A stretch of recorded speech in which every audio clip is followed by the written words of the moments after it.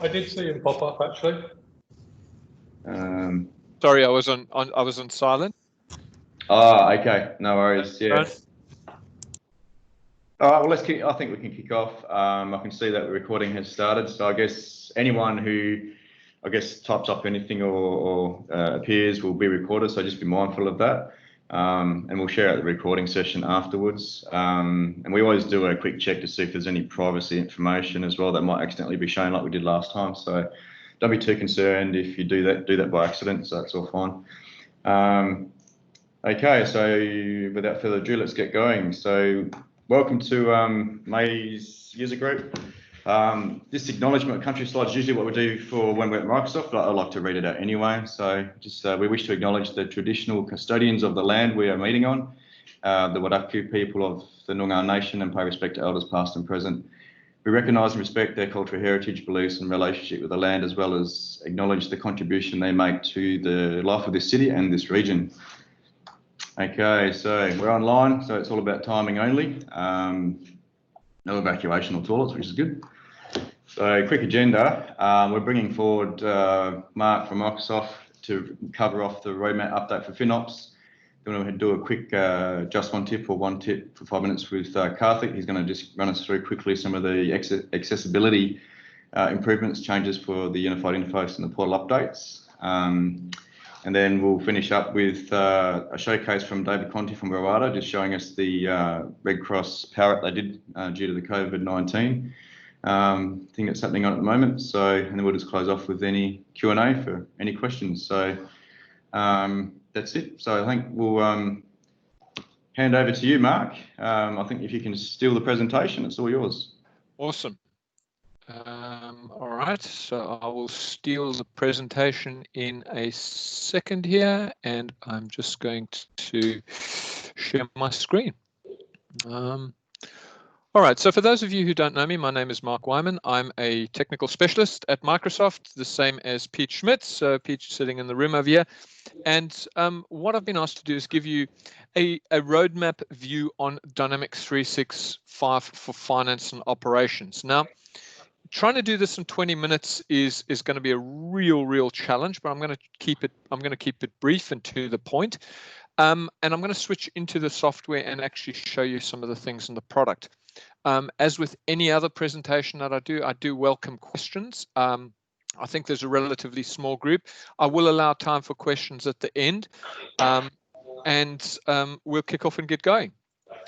So when I'm going to skip through a lot of the marketing around this, because again, when we look at Dynamics 365, we've broken this around 3 areas. So what was originally Dynamics AX has become Dynamics 365 for finance and operations, and has now been broken up slightly more in terms of the way that we're able to license it. So the first thing I want to talk about is the licensing capabilities enable us to license it as finance, supply chain, and commerce. What I want to do today is cover pretty much quite a lot of territory across all of those components.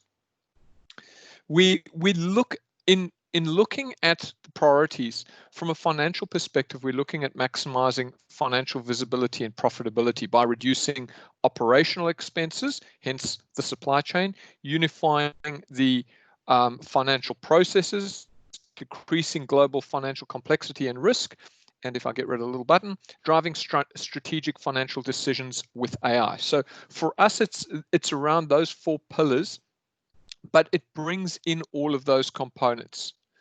When you look at finance on its own, first of all, these are the core product capabilities. Now, I am aware there's quite a few customer engagement people in the room, and I want to point out here, and I'm going to do the same when we get into the supply chain. From a core product capability perspective, you're going to notice everything that you'd expect in finance, GL, APA, or budgeting, etc., right? You're going to notice areas where you're going to go, hang on, there's some overlap over here. Project accounting being one significant area. Why? Because project accounting requires some special handling in the way at IFRS or ASC, the accounting standards, deal with projects. Okay, when you transact in a project, be it either revenue or a cost base, there are particular methods and accounting standards that have to be adhered to. And hence, project accounting for us exists in our core finance capabilities. To that effect, what we also then have is, and you will see the announcement that was made about that, a thing called Dynamics 365 Project Services. And I'm sure Pete is covering it off, or if he hasn't already, he will cover it off. But Project Services actually bridges the workload between customer engagement, what is now currently or has been PSA, and finance and operations, to give us that slice of life from the origination of an opportunity for a project, or even further back to a contact or a lead, all the way through the life cycle, finally ending up in project accounting. What I want to point out in this slide, though, from a capabilities perspective, I want you to notice just a couple of things over here. One, regulatory compliance, configurable tax and regulatory reporting, revenue recognition, all part of compliance-driven accounting, all updates through the driving of financial standards. Now, I'm going to skip through these slides here in terms of the marketing, but I want to get straight to the roadmap because that's what today is about. Now, from a roadmap perspective, when we look at wave 1 of 2020, there are a number. Now, 2020 wave 1 effectively deals with the period up to April. Now, we all know the impact of COVID-19. We know that COVID-19 has hit, and that has had an impact on the way that the wave has rolled out. So things that we have released and things that we are releasing are slightly behind on some of these, but these are the key areas here. In the area of finance, there is nothing much changed apart from compliance in the way that we do accounting for over 520 years. How do I know that? Well, I went and had a look at who wrote the first book on double entry accounting, and it was actually a combination of Leonardo da Vinci and an Italian guy, Paco, and I never remember his surname, and they wrote the first book on the principles of double entry accounting. And funny enough, the accounting standards are all still built on those principles. However, compliance drives us to add additional capabilities. So when we look at what we're adding, what we drive in the delivery of finance is now moved towards finance insights and automation. And it's all being driven around the way that we're able to take the data that is at the center of the organization and build the predictions of what will happen around that. So if you think about it, take a real example. In a customer payment situation, what happens? A customer buys something, we sell it to them, we invoice them. The invoice has invoice terms, 30 days, right? They pay in 30 days. We build our cash flow modeling, or we traditionally have built cash flow modeling on the basis that they will pay us in 30 days. However, one of the things that we know is customers don't always pay on time. And so what we're bringing in here is customer payment predictions using machine learning, which then looks at how a customer or how payment predictions can be made based on how customers actually paid. So we take their history and we then use that to predict the future. So a customer has 30-day terms, but they're constantly paying 45, 50, 60 days. We use that history to predict when they will pay, and that drives us towards our cash flow forecasting. Similarly, with budget proposals, where we take the way that we currently do budgeting, and I'm sure for all of you, you've experienced this before. How do we do budgeting? We get into the new budgets and somebody says, what do we think revenue will be? And someone goes, sucks the thumb and goes, I think we're going to sell 20% or 10% or 5% more next year, and therefore that's what we make our revenue budget. Or we're going to do costs because we think. Budget proposals now takes AI and starts predicting what the outcome will be based on the history. So there's a big capability around predictions and the way that we use the financial data to predict. Secondly is automation. Automation drives efficiency in the organization. Automatic collection task creation. When a customer hasn't paid, how can we automatically manage the processes to collect the debt? Touchless emails, email reminders so that nobody has to think about reminding the customer to pay. Automatic vendor payment proposals, so automating process. And then core credit management, which has been added. That has been an acquisition of IP from a partner built into the product, and usability enhancements. And I want to show you a couple of those things now. I'm going to credit management key capabilities. I did this presentation for a customer, and I've gone to a lot of detail around credit management capabilities. I will share this with the user group so that if anyone wants it, here are the key capabilities: customer credit limit management, credit management holds, more detailed credit information, and the way that we manage risk scores. So risk scores, scoring groups, and credit limit adjustments. So there's a lot of information there. And then this is the exciting one, finance insights, how we're able to use intelligence and automation capability to be able to drive predictions and planning for the future. You can see over here the potential savings that Forbes calculate that can be made through increasing efficiency and quality, as well as the automation capabilities. I'm going to skip straight into here. Now, you guys as a user group, I'm sure are very well aware of the Power Platform. If you're not, I would suggest that there's something not happening in the world, because we've spent so much time on the Power Platform, and I know that Pete is doing an amazing job in Perth with the user group, hence the Power Platform user group.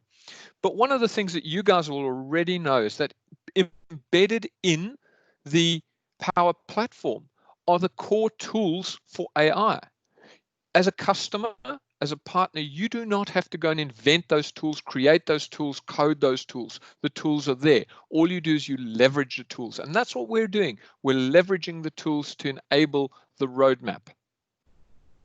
And so with finance and supply chain and commerce, we're integrating those experiences as part of what we're doing. And I'm going to show you an example of this, and I want to talk about where that's heading to.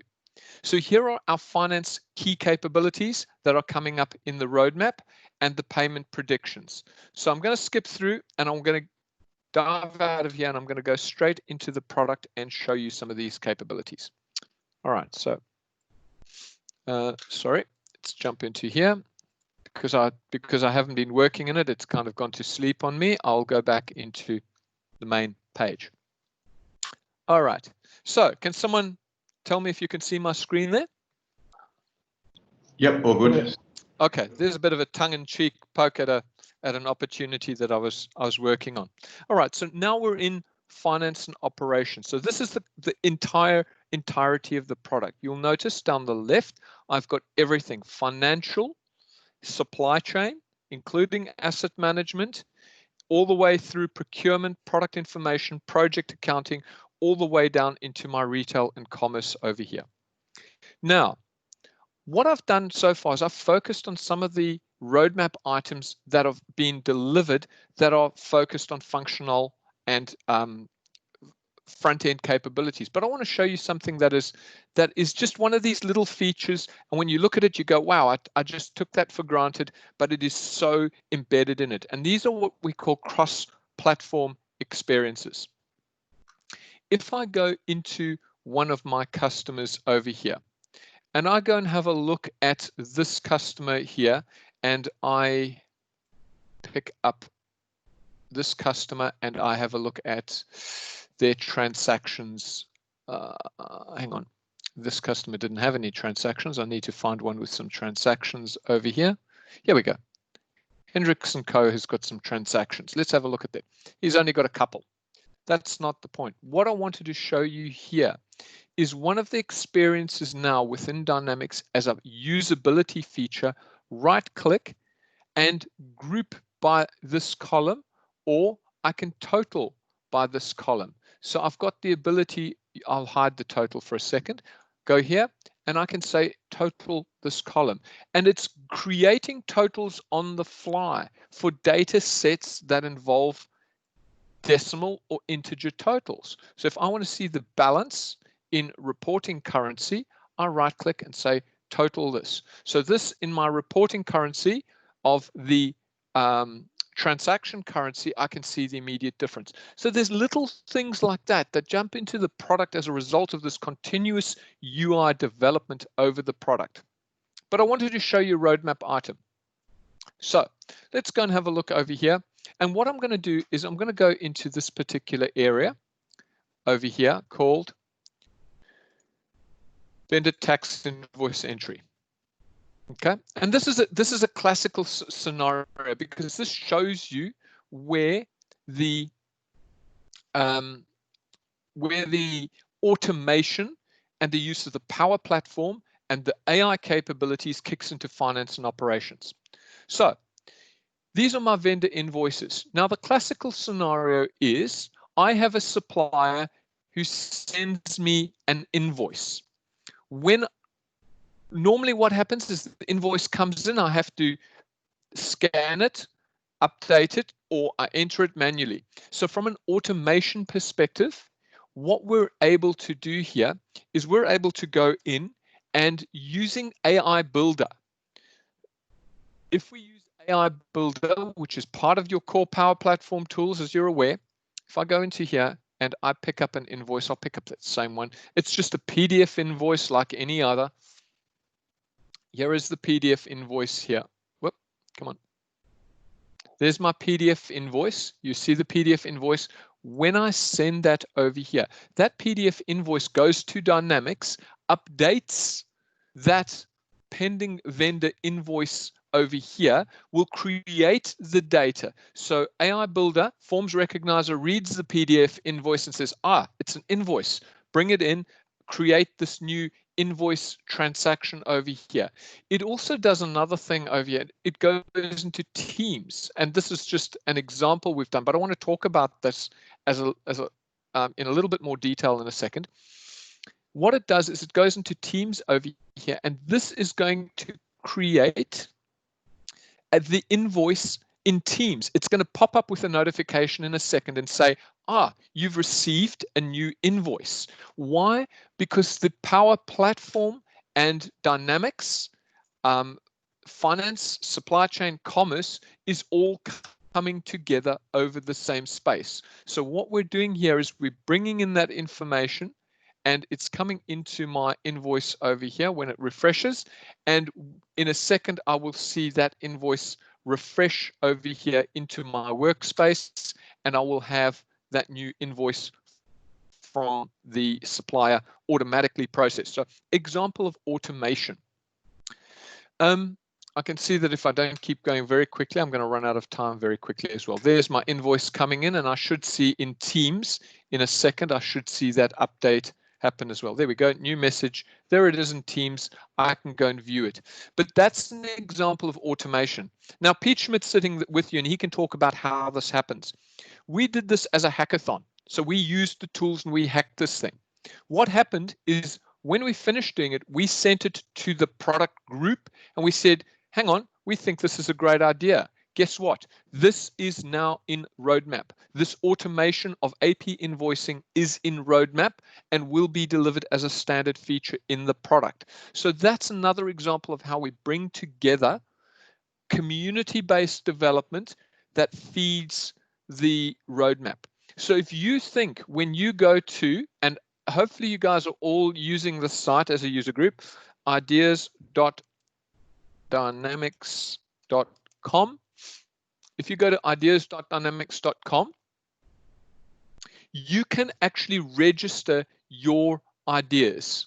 So you can update your ideas that you want to be encapsulated in the product, and the product group teams do read them, they do act on them, and you can get people to vote on your ideas. So please, if you have good ideas for Dynamics, go in. Let's just pick up this one over here. Someone's put an idea for Forms Pro. Forms should include form, HTML, structure. So that's where you can go and upvote these things. So the more votes, the more likely it is that the product team are going to have a look at it, and they're going to come up and say, that's something we should include in the roadmap. So just an idea for everyone out on the call. Now, because I'm going to run out of time, I want to point you at one more thing, and then I'm going to open for questions. If you haven't already, for finance and operations, like for the rest of Dynamics, go and have a look at the Wave release plans. I talked in the beginning about the slight delay that we're encountering because of COVID and the development teams. You will notice over here, here are the core capabilities for the product that are being delivered in terms of that roadmap. Financials, finance insights, globalization, public sector. You can see who they're enabled for, when the public preview is enabled, when GA dates are. So you can see these GA dates are over there. And if we look at finance insights, they're already in public preview. If you or your organizations are already not part of it, I suggest you get onto these preview programs. It does give you the ability to preview feedback and have a look at the solutions before they become generally available.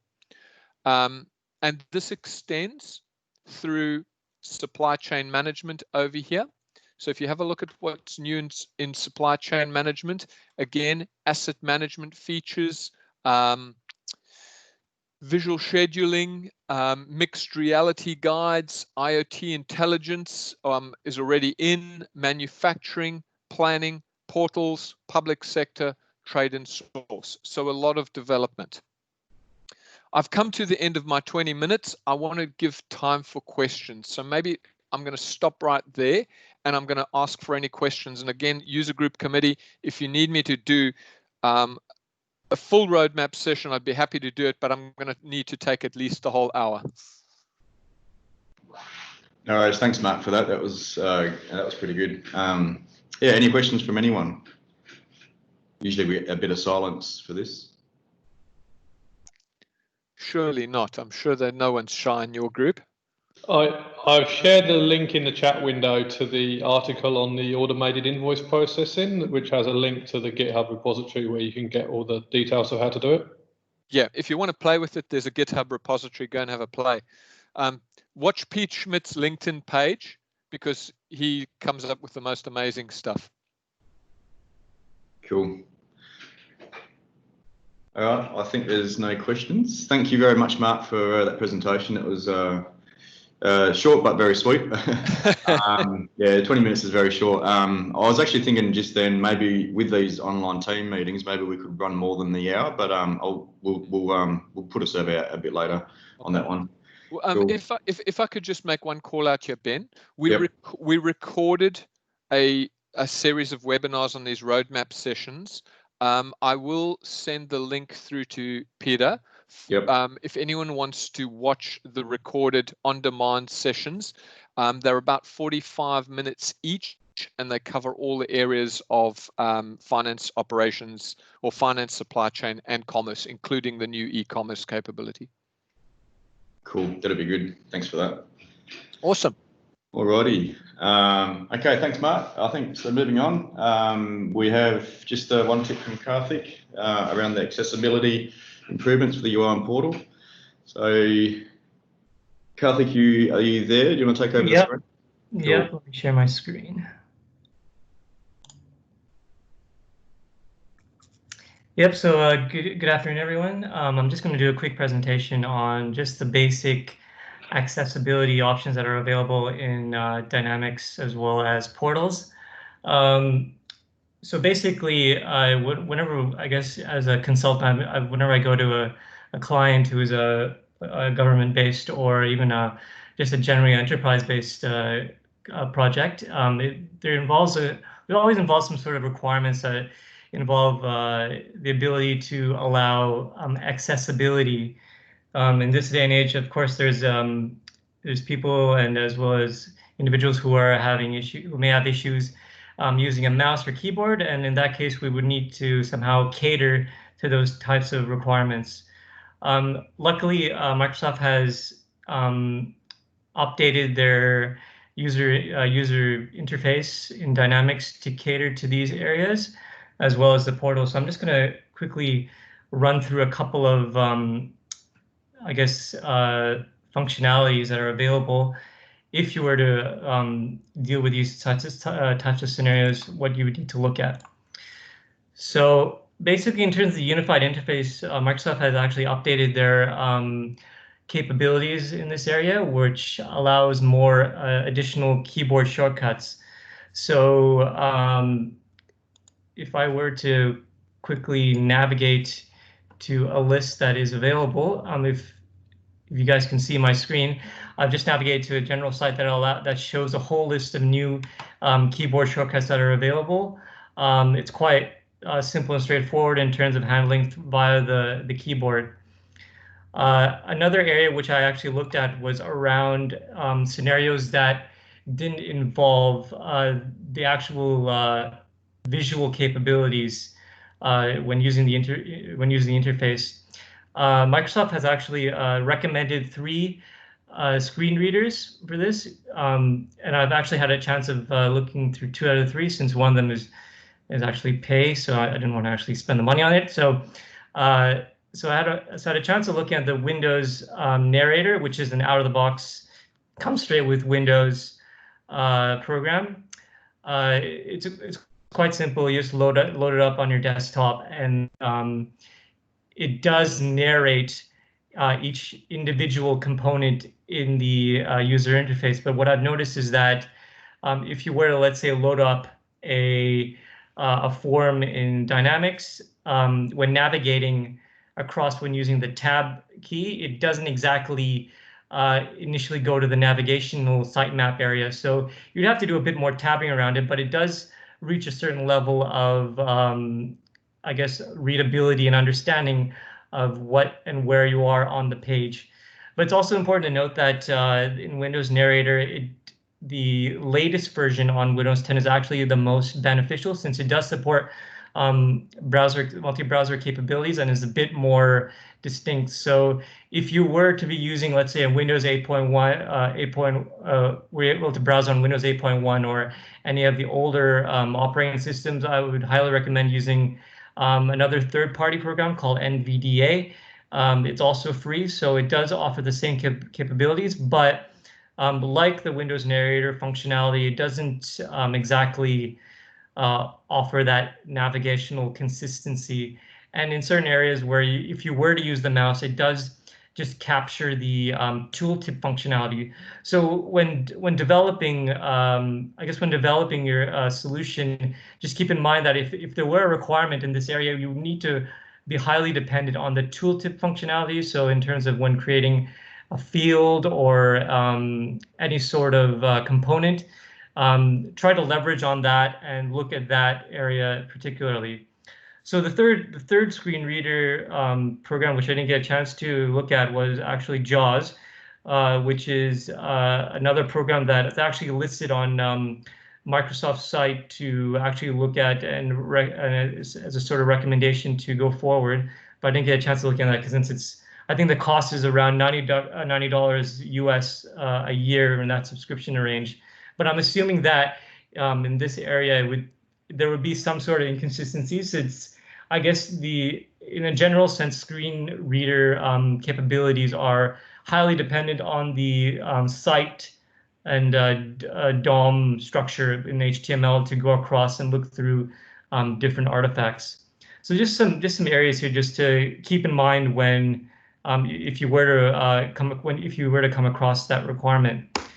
So another area around the Power Apps portals.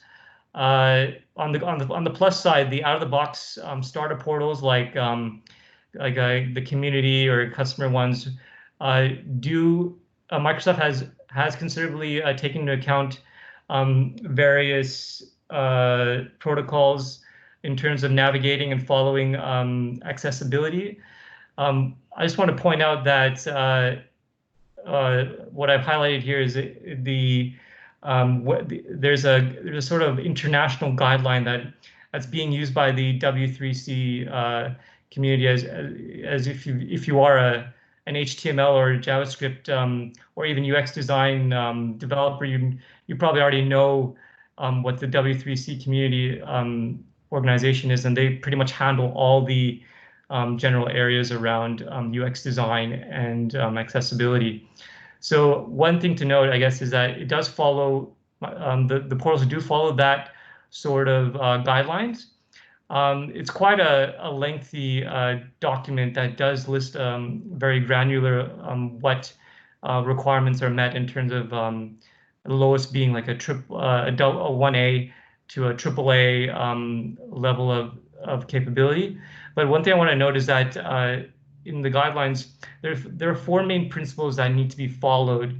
And this is the case where if you were to, let's say, do a bit of customization here and there, or even revamp the whole look and feel of the portals, it's important to keep in mind that these 4 main principles need to be, well, it would be beneficial to follow in order to maximize accessibility for your portal.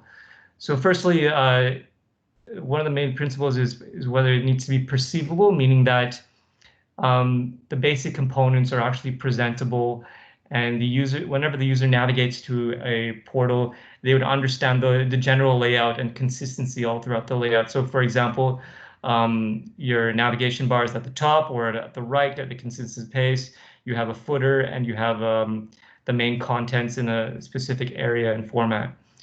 Another principle would be whether it's operable, meaning, again, in terms of functionality when using a keyboard or even with a mouse, just navigating across those artifacts in an easy to use fashion is also an important benefit.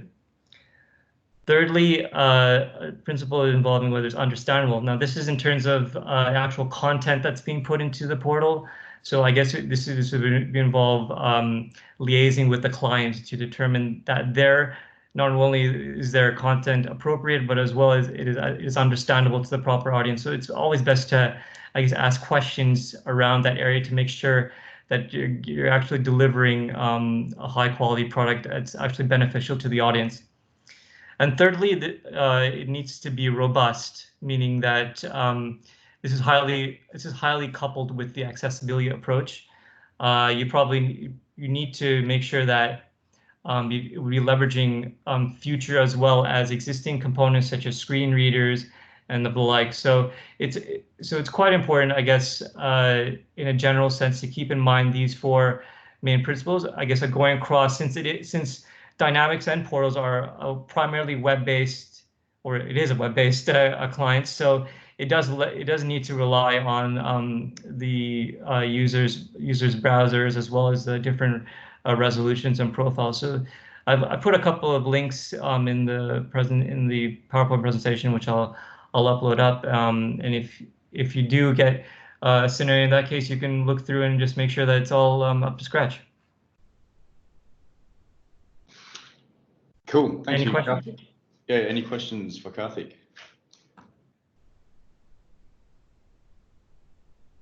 Cool. All right. Easy. Thanks, guys. Cool. Thank you. All right. Thanks for that. Thank you, Karthik. Moving on to our last part, our second session. We have David Conti presenting the Red Cross Australian Power App for the COVID scenario. So I'll hand over to you, David. Thank you. I'll just get the screen sharing. Okay, so just going to take you through quickly the first release we did for Australian Red Cross. Bit of a rehash of what they were trying to achieve and the kind of timeframes that were worked in there. Look, I feel like I've presented this to so many groups now that it's a bit repetitious, but hopefully you guys aren't going to find it that way. So obviously we've been in the COVID situation for a while now. The fact that all the self-isolation, working from home, quarantines, etc., has really had an impact on our world and changed the way that we need to interact with each other, and very much put a need out there around how we're looking after people who are in this isolation. There's been a lot of articles about the impacts on mental health and the like, and challenges to get food in isolation. And it's very much our organisations like the Red Cross, other government services such as Lifeline and health services, that's very critical that they've adapted to what's going on and able to really support us through what's going on. We are very fortunate that things with like the Power Platform, Teams, etc., that we've got unprecedented methods of basically reaching out to people now, communicating in a much more streamlined manner, and very much been able to work in this remote fashion. It's been interesting to see who's been able to adapt and adopt quickly, like Red Cross in this situation, and others that haven't. Like I was talking on a recent call about my insurance company. If you call them, they say hang up unless it's life-threatening, because they don't have the staff in the call centres to take the calls. So very much talking about like that telephony automation, chat, SMS, Facebook, leveraging a lot more of these in a remote sense, not just from sitting in a call centre sense, to get out to everyone now. So focusing on what Red Cross. So Red Cross has signed up with the Australian government to provide isolation calls to families. These calls are used to report and track back to the government in terms of, do people have a cough, do they have a fever, how are they doing in isolation? The government have a set of questions that they want asked as a part of this on a daily basis, and the Red Cross extend upon that with questions like, do you have food, do you have toiletries? And they do call to action to then either provide those services directly or give you referrals out to GPs, Lifeline, etc., if that's the sort of service that you need. So very much this was something that they had organised with the government. They started delivering the service within a couple of days. The health departments, the government were sending them lists of people that they needed to pick up the phone and call every day for approximately 14 days to provide this service. Given how quickly it was stood up, they had to start on spreadsheets and people were just dialing numbers, but that was going to be unmanageable as they expected to scale to thousands of calls that needed to be made per day across the country. So that's where they gave us a call and we got involved, and we deployed Dynamics 365 to help manage this call list.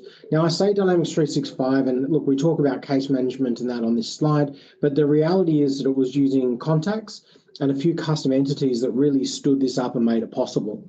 So it focuses around the idea that we have a call frequency that we need to be in touch with someone. We have call events to get in touch with them, and we use Forms Pro to then actually capture those form responses. Now, the reason for Forms Pro and not some other custom entity approaches is these questionnaires were actually changing on a daily basis. What the government wanted to know, what Red Cross were asking the people, it wasn't a formalised thing. It was adapting daily, and so they needed something like Forms Pro that allowed them to update that questionnaire on that sort of frequency and regular situation. Now, initially on the go live, the pilot team in New South Wales were using Genesys Pure Cloud as the telephony solution. So Dynamics would provide the call list to Genesys at the beginning of the day. Genesys would then do the farming out to the volunteers when they were registered on, and would join up the call with the particular person that they were reaching out to.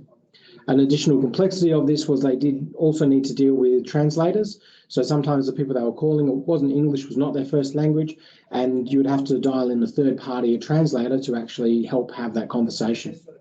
So as it got wider, Red Cross deal with a volunteer network in the range of 3,000 plus volunteers across Australia. Quite a lot of these are actually older people who are not coming into call centres and the likes. They're jumping on a phone at home. They're able to use a computer to the extent that they can see their call list, but they're not going to be using advanced systems like Genesys as pure contact management solutions. So that's where we adapted and evolved, and we've moved across to using Teams as the outbound dialer now for the majority of the users. So what can those operators do? They can see the key information about the people that they're calling, their demographic data, translator information needed, etc. They can work with the call events and update the statuses of them, understand if what calls need to be made, which ones have been attempted, which ones have been completed. They can attach material to that, so whether that be notes they've taken during the call, whether that be any material, so maybe there's an audio recording that gets stored back against that. And then, of course, feeding that through into your dashboards and reporting, not just through Dynamics, but also through Power BI to obviously give those stronger, rich visuals. And what they're working towards now is very much looking at that trending and analysis of these calls, the responses they're getting from people, and being able to take action off that. And ultimately, this was also, they could drive that support for the outreach, providing those additional services like food deliveries, toiletries at home, referrals to Lifeline. That was really where they wanted to get to. It wasn't about numbers for a government. It was really about looking after the communities, what they wanted. Now, timeline-wise, I said that they basically got communicated with the government. They hooked up and started providing the service really quickly. Same with when they wanted the system live. So they called us on a Wednesday. We started building for them on the Thursday. The following Thursday, they were live and in production with the first team that were using this. So very rapid, and not 5 business days. It was 7 straight days of getting up and running. But it's a great example of how Dynamics or Power Platform can actually be deployed for such an important need in such a short time. So jumping across to the system, if I find my right window. So some of these users are operating directly out of Teams, so they'll have a various team for the community outreach, and they'll be in their tab there, and we can see the active call events, and they can operate in here as to their call events for the day. And directly from here where the phone number is, because they've got to make that call, they can click straight on that, and it will actually trigger Teams to do the outbound call.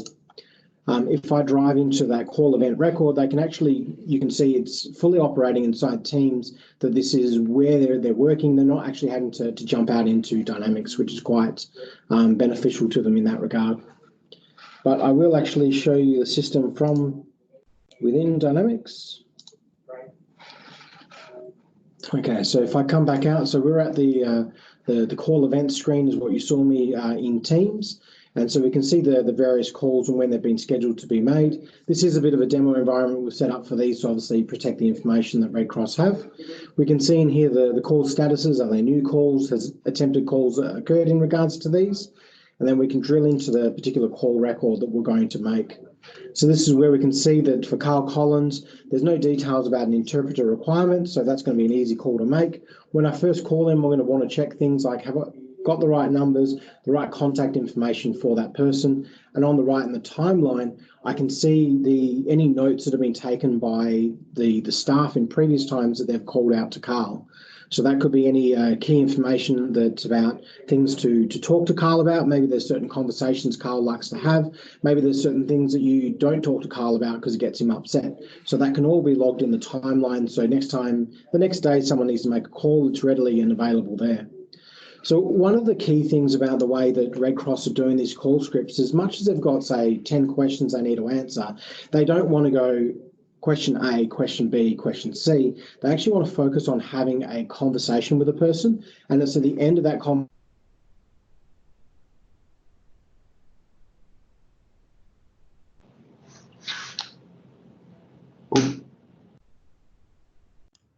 Seem to have dropped out there.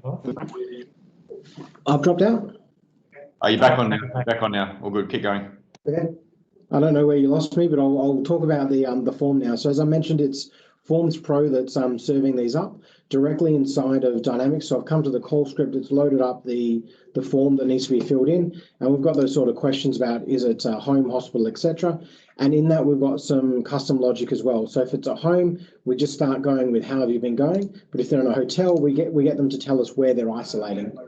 So just leveraging some of those features of Forms Pro, we can drive through all those questions. And of some of these, like if they need tissues and soap, we actually have Power Automate sitting in the background. So when I submit this form, it's going to create automatic actions for Red Cross to provide these services to that person.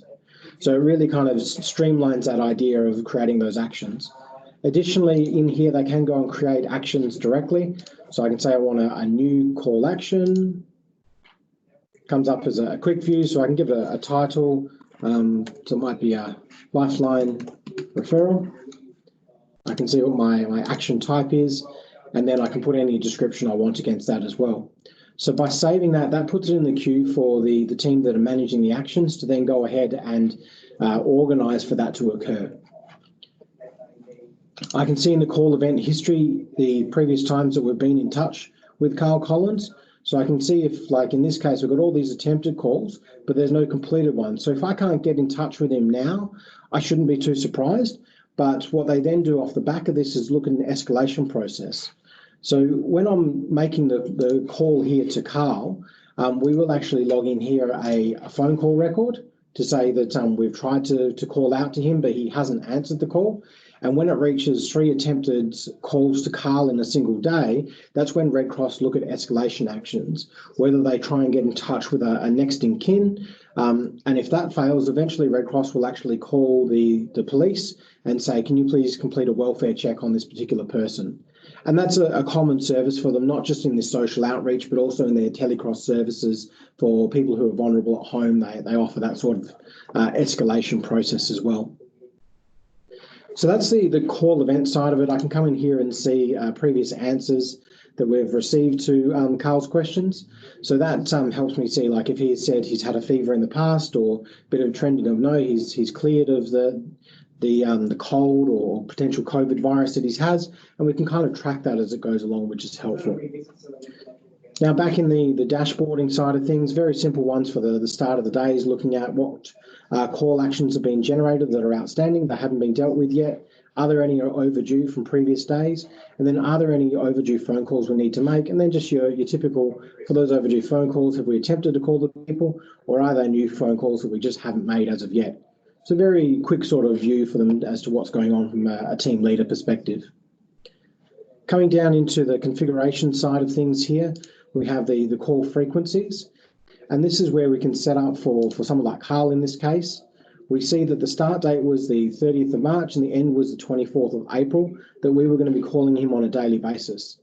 So this is similar as you've seen in other sort of areas and dynamics where you can go with that idea of daily, every X days, weekly, what is the call frequency?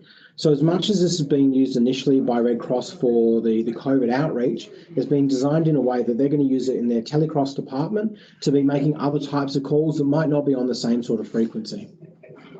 We can also capture in here preferred call times. So that idea that someone might say, look, can you call me between 10 and 12 in the morning because that's the best time for me to talk to you. So we can then drive that back into the queuing and allocation out to the volunteers to make the call. Now, a large part of this is they didn't want to have to go through a huge amount of effort to add a person into the call register. So they received this spreadsheet from the government that says, here's 10 new people we need you to contact for the next 14 days. They would upload that spreadsheet directly into the contacts area, and there was a column in there that specified the call frequency template. So by putting that value in, it meant that that person will get a call frequency record like this auto-generated for them, including which server they were going to be a part of and for how long we needed to communicate with that person. So the Red Cross has different forms and questionnaires that they're asking based on whether it's New South Wales, Queensland, Victoria, WA. And so that was why it was very key to be able to quickly say, okay, load in these 10 people against this particular pattern. And we can see languages in there as well, as you'd expect. Now, one of the other additional nice features in here was the idea of starting to analyze these call features. So we've looked at MapTasker here as one of those mapping style solutions. So we can load up and say, okay, this is my Perth region in which I'm making calls. And I can actually see the hotspots in terms of where have I got a high density of phone calls that I'm making. And then I can drill obviously into deeper detail, and I might see things like, okay, well, the centre of Perth actually has the highest concentration of people who are in isolation that have been identified that need to be called, which is not surprising really, given we know that a lot of the people off the boats and that have been isolated in the hotels. So that's just a nice way that they can start to work with this data. And then there are additional features, obviously, in MapTasker, where you can then drill through, understand the data that is behind this, and take actions off that. So we saw in last month there was some very powerful tooling around that, where Western Power were selecting on the map areas and then sending notifications out about outages and the like. So that's what's been opened up to Red Cross through this sort of functionality as well. So that was the first release for Red Cross that went out in those first 7 days, as I talked about. Very much focused around getting that call events happening, getting all those teams enabled, and they were deployed with a license that's known as the Power Apps per App license, which has a nice not-for-profit discount as well, which meant that they were able to deploy it out to the wide range of volunteers very quickly and easily. Now, look, that was the starting point. Within a week or two, they had received approval from Microsoft to be a part of the COVID funding. So they are operating under the free licenses for 6 months at the moment, which is a fantastic story. So look, that's the bulk of it basically that I wanted to go through. And I guess at this point, if there's any questions about their solution. Cool, David, that's good. Yeah, I had a quick question. If you don't have to answer this if you don't want to, but you said it was roughly about a week in, I guess, hardcore development. How many resources did you actually have on that? Was it just a couple of resources? Did you have it all, have a whole team? One functional consultant and one developer. Yeah, cool. Yeah. It was a PM, but yeah, that was it basically. Yeah. So that's pretty impressive, really, to see what you guys delivered in a short amount of time, and it really speaks highly of the Power Platform. So that's good. Yeah, I was going to ask about the licensing, but you've answered that one, so all good. Yeah, and look, I mean, for a not-for-profit and for someone like Red Cross, when they're talking about these volunteers who they don't work every day, they're a bit sporadic. We can't be talking about your $146 a month customer service license. We really needed to focus on, they didn't need case management. How can we minimise those costs for them? Yep. Bring it into. And I think training was an okay exercise as well. It looks fairly simple and straightforward, so I would have thought the training would be fairly easy for them to take up. Very much so, and for the volunteers, they don't get as much navigation. They really get call events, and they come into that like today's my call event list. So they're not clouded by the whole system. They're just working directly on what they have to do. Yeah, cool. Yeah. No worries. I think if there's no other questions, I think that we can wrap that one up. So thank you very much, David, for showing us that. Been looking forward to that. It's been good. Okay, so I'll just steal the show again. Okay, so does anyone have any questions at all regarding any of the presentations, or just the Dynamics platform, Power Platform in general? If anyone has any questions, feel free to ask. And there's no questions. So I think just for next month, we'll aim for the same setup again. So it'll be a Teams online at 12 o'clock again at lunchtime on the 25th of June. If anyone has any ideas for any topics they may wish to present, or know someone who would like to present, please feel free to let us know. We're always looking for more presentations. I think next month it sounds like we're going to do a Dynamics marketing and possibly a sales with the customer insights as well, hopefully. So we'll be in touch with that. We'll try and get out the agendas a lot earlier as well. It was a bit late this week, but yeah, so that'll be good. I think it'll be a good session for next month, sorry. So I think that's it. No more questions or anything from anyone? I've just got just a couple of comments. It doesn't always come through quickly when there's changes to dates and stuff. Voice of the customer deprecation, 1st of July. Microsoft have confirmed that that will not be getting pushed out due to COVID. Technical reasons, they need to keep it there. But the enforcement of UCI has been pushed out to December. Yeah, okay, cool. That's good to know. That's quite an important one, I think.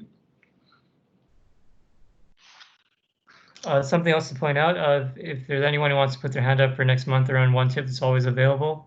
It's only a 2 to 3 minute presentation, so if anyone's interested, just feel free to send a message. Cool. All right, thank you, Karthik. All right.